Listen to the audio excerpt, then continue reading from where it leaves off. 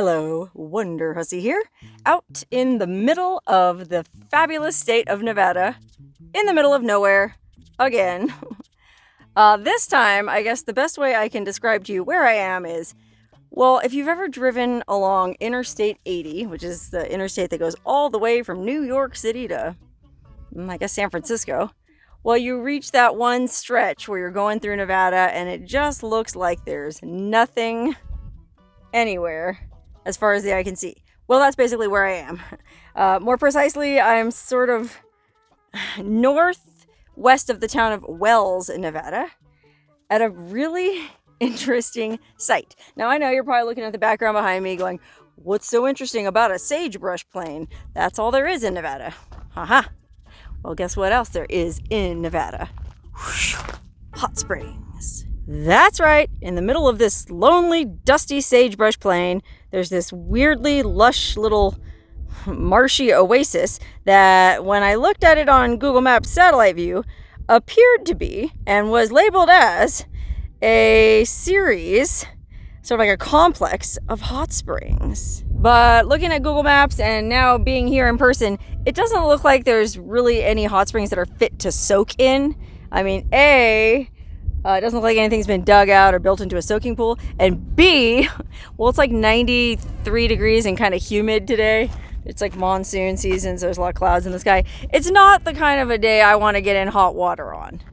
But I'm here because of one other really interesting formation. And that is, behind all these hot spring seeps, there's this giant sort of volcano looking thing. And on Google Maps, it's labeled as the Devil's Punchbowl. Okay, some of you may have heard of Diana's Punchbowl. I think it's a similar formation a little bit farther south, central Nevada.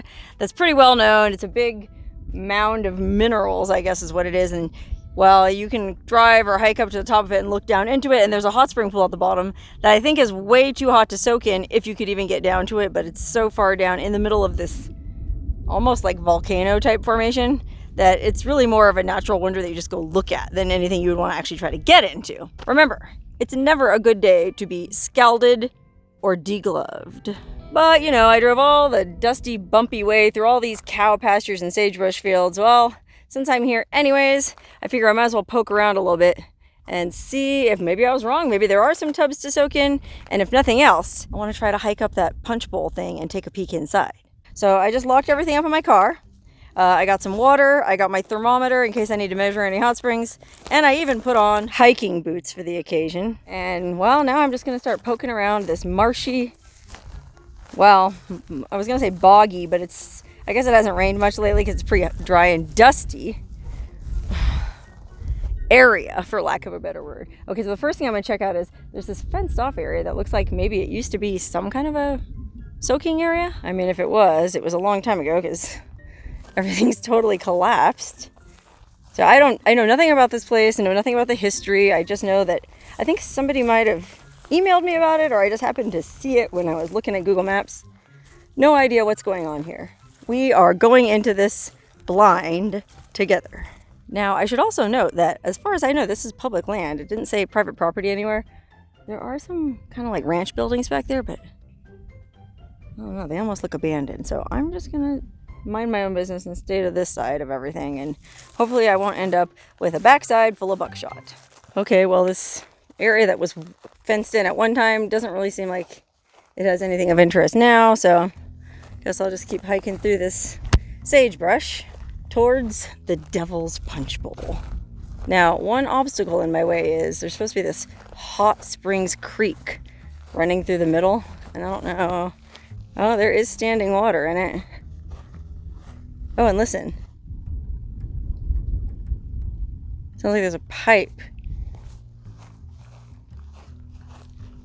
Oh, look. It's a little creek. And a little tiny waterfall. Shut the front door. I better get out my thermometer before I put my finger in it, because it could be scalding. Okay, let's see. Oh, it's only 96 degrees. That's not too hot. It didn't feel that warm to me. It felt cool, actually, to the touch. Matter of fact, it actually felt like the perfect temperature water to soak in on a hot day like today. Huh, all right. So apparently this quote-unquote hot creek runs through this marsh. And, well, I can't imagine it's going to get any hotter. You know what I mean? Usually the water's hotter up towards the source. And, well, I don't know where the source of this is. Back up there somewhere. So, I guess I'm not going to find any soaking pools here. But I'm really curious to look inside this Devil's Punchbowl. It sounds like the name for one of those, like, 1950s anti-drug movies they would make you watch in high school, you know, like, don't take LSD. You know, like there's that urban legend of like the kid who spiked the punch at the prom with LSD. Well, that's like the Devil's Punchbowl. Like if they made a educational film strip about that urban legend, that would be the name of it. Okay, continuing to follow the creek as it meanders down. Let's just for funsies check the temperature here. Oh, still says 96. Okay, so to get to the Devil's Punchbowl, I have to cross this sort of marsh, and well, it's pretty ooey gooey in sections, so I gotta be careful where I step. And not only avoid the ooey gooey stuff, but also the cow patties. Here we go, this is nice and dry. I don't know if you can hear that wonderful crunchy sound when I step on this crunchy white stuff. I guess it's like the boggy stuff dries out and then the minerals all crust up on the top of it, something like that. Oh, now we're coming into just some regular old-fashioned dried mud at the base of the punch bowl. Are you ready to take a drink from the Devil's Punchbowl? I'm not. I'm just here to look at it. Okay, but before I climb up the slope and look into the punch bowl, I did notice a particularly big marsh over here, and it's got some wood laying in it. I thought that might have been the ruins of an old dock or something, but I'm not sure. Wow, you can see like if it had been raining heavily, this would be so muddy we wouldn't even be able to get here. This is one of them summertime only places, methinks. Oh wow, this is a pretty deep pool, but I'm guessing it's not hot. Let's see what the survey says. 97. Huh. Yeah, so about the temperature that the creek was. Interesting. Doesn't look very pleasant to get into. Certainly nothing that I want to get into right now. So I'm just gonna go back up and climb the punch bowl. Okay, so it's actually a pretty gradual slope climbing up this punch bowl, and it's interesting because there's this old stick and barbed wire fence. It's half collapsed running along one side of it. So I don't know if that's supposed to, well, if it was supposed to have kept cows out at one time or what. Again, I didn't see any indication that I'm on private property or that I'm trespassing, so I feel confident in being... Hi! Okay, whoops, I didn't realize, but this is actually private property. It's part of a 200-acre ranch, right? Yes. But this guy, what's your name? Daryl. Daryl? Thank you, Daryl. Daryl said he would allow us to peek inside the punch bowl, even though it is on private property. We appreciate you, Daryl. You're welcome. The big reveal of the Devil's Punch Bowl, is that what you guys call it? That's what it is, they say. They say? Oh, wow. Okay, Daryl says this is the best overlook. Holy moly, wow, look at that. Don't get out on the very edge because it does cut back underneath. Oh, I see. Yeah, I don't want to do that. Wow, I'm just going to hold it if you Okay, thank you. Thanks for holding me. I'm just going to try to, I don't think this is going to reach down there, but just out of curiosity. Well, whatever it's hitting is saying 114, 115, 117. So I don't know if that's just the rock or if it's actually picking up the water. Wow, that's cool. Okay, so we just hiked down from the punch bowl and Daryl showed me this other pond that he has out here. And this is really cool. He said it's really nice for swimming. You can even see bubbles coming out of the bottom. And it looks like it's pretty warm. Oops. Like 112, 111. I had a 114 a minute ago. So pretty nice. This would be great to swim in. Or this would be good to get in a floaty and just lay back under the stars. You ever do that? Yeah, it's not that deep. It's only... Do you ever go in here? The kids been in. It's only...